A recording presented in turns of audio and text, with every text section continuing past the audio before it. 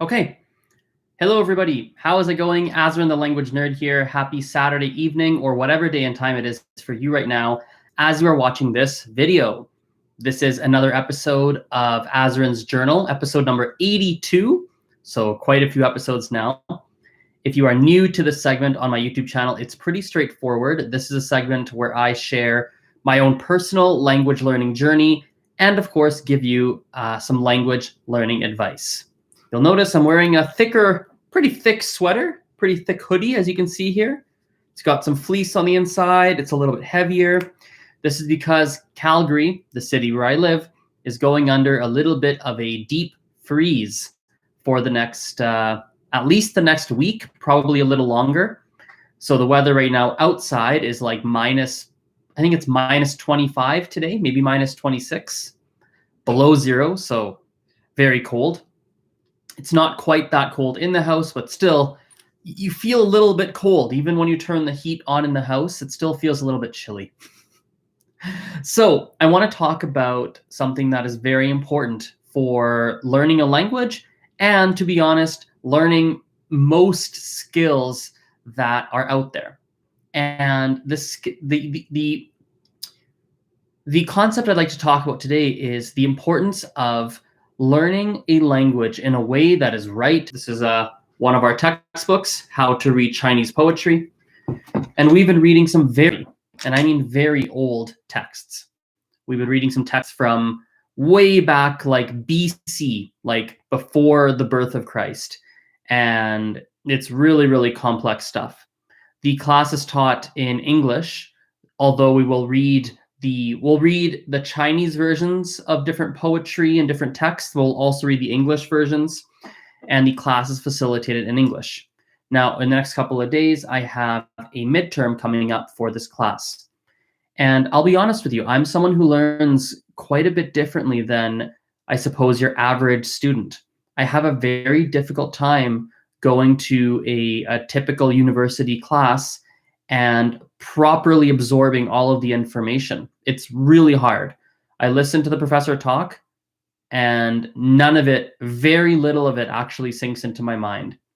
In fact, it's so mentally unengaging for me and so challenging for me to understand that my mind completely zones out, and literally, no matter how hard I try, I end up focusing on other things. Sometimes I multitask. I'll do something else while I'm in class. In fact, sometimes that even helps me focus a bit more, because then at least while I'm unable to make myself give my full attention to something that is so incredibly challenging for me, if I'm doing something else and I'm passively listening, I can still absorb a little bit.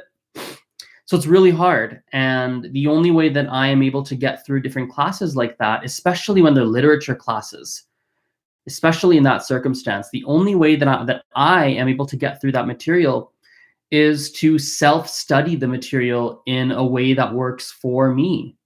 So right now I have a tutor for this class, and literally the tutor, all he does, he basically reteaches me. He reteaches me all of the course material. That's what he does. He has to teach it to me himself. And if you look at what he's doing, he's literally going through the exact same things that I already technically should have learned from class. It just doesn't make sense in class. Something about it doesn't sink into my mind. And I do this for a lot of my classes. Even when I take language classes, I approach language classes in a much different way than the average language learner. I definitely don't pay full attention. That's for sure. My mind is completely elsewhere. I'm gone. I'm completely somewhere else. Because the purpose of the language class for me is not to actually learn the language. That's not true. The purpose of the language class is to learn the language, but I basically am using the language class to A, keep me accountable to do something and work on something and improve a little bit. B, reinforce concepts that are already in my head. So I do a lot of self-study outside of the class, and I use the class to reinforce things that I've hopefully already seen. In classes, I like the competitive nature. I like to study with other people, and I get a little bit of a friendly competitiveness with them. You know, I'm not necessarily in the class because I want the teacher to impart knowledge into my brain. That's not exactly why I'm there. Not really. So I treat those classes very differently too.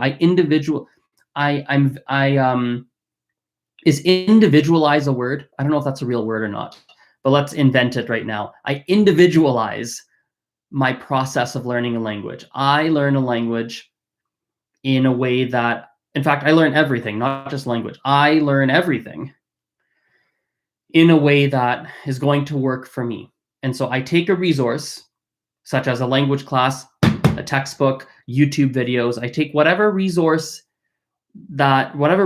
are available to me, and I use them in a way that makes sense for me. It's kind of like if I gave you, it's like if I said, like, do I have something here?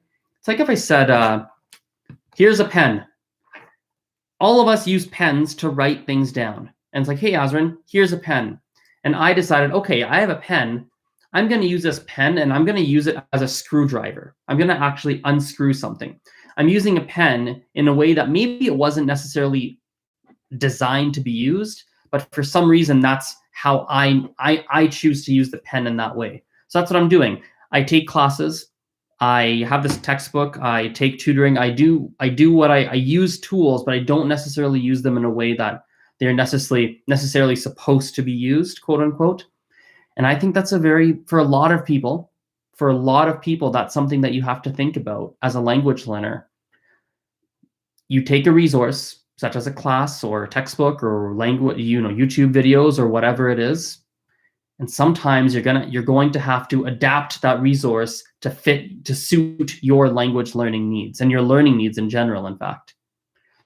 I see Jacqueline in the chat. She says, I'm a self-learner, but I feel lost as far as what I should be learning next. So I just sort of stumble around. Actually, I can help you with this in two ways. A, if you give me like 4 more months, hopefully less, I'm working on something that I mentioned in the previous video, actually, in episode number 81 of Azren's Journal. I'm working on a course, I suppose, a PDF workbook to help solve that problem of people trying to learn a language but not knowing what process or what steps to follow. So I'm working on that. It's not done yet, but I'm working on it. So that hopefully that will help you. Hopefully that will help you to solve that problem. Second of all, what was I going to say? Crap, I had something else I was going to say, but I can't remember. Shoot, I forgot. It was a really good piece of advice too, to what you said, Jacqueline. Hopefully it comes back to me. Hopefully it comes back. We have 56 and then some Arabic writing in the chat. I can't read Arabic anymore, so I'll just read your question. He or she says, I forget words and sentences when I am conversing. And he's basically asking, what do I do? The simple answer is continuous practice, continuously trying to have conversations, to listen, to use the language, to learn more, do some traditional study, right? Where you maybe do some quizzes if you want to. You need to continue trying to use the language and listening to let's try that again. You need to continuously surround yourself with the language, auditorily, in a written format, in a reading format, in a conversing format. Continuously do that and continuously try to learn more of the language. In this case, English, I'm assuming. Learn more English, study some more English, and keep practicing on a regular basis. And you will eventually get better at remembering words and sentences when you're conversing. Eventually, you will get better. And let me tell you something. Forgetting words and how to say things, even when you are extremely advanced, never fully goes away. Well, at least for me, it doesn't.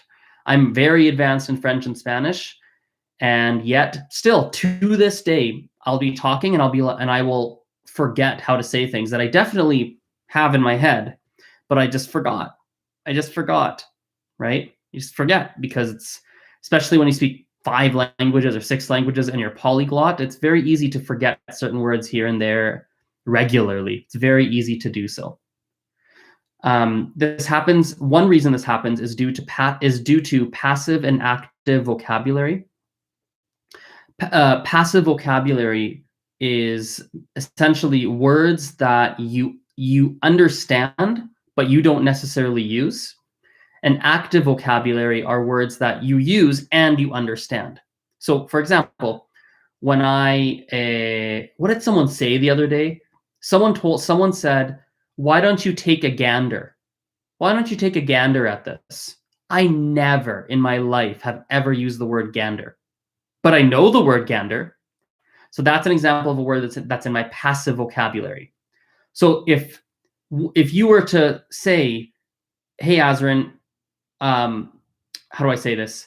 If someone were to try and quiz me to say the word gander and like try to quiz me to see if I could say that, that word would have never come out of my mouth. I would have never thought of it. But when I hear it, I know what it means. So why does that matter? Well, it happens because sometimes it's not that, I suppose the reason that matters is because sometimes you haven't necessarily forgotten words. It's just moved to your passive vocabulary, not your active. So you could never actually use it yourself. It would never come out of your mouth. And it's not that you've forgotten, it's just that it's in your passive vocabulary. So when you hear it, it triggers your brain. You're like, oh yeah, I know what that is, duh. And then it might move back to your active. And maybe it just stays in your passive, actually. Sometimes you have to practice a bit and physically get words from your passive to active vocabulary.